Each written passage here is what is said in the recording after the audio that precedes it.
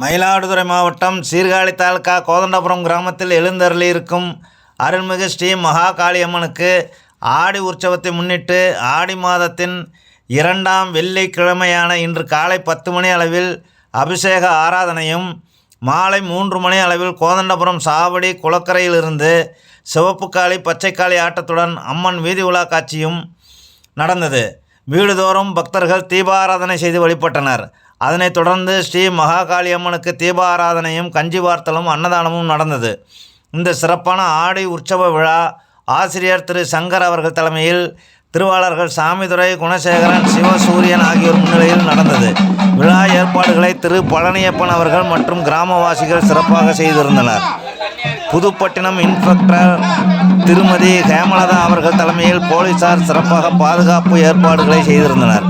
இனி சிவப்பு காளி பச்சை காளி ஆட்டத்துடன் பக்தைகளின் பக்தி பரவச சாமி ஆட்டத்தையும் பார்க்கலாம்.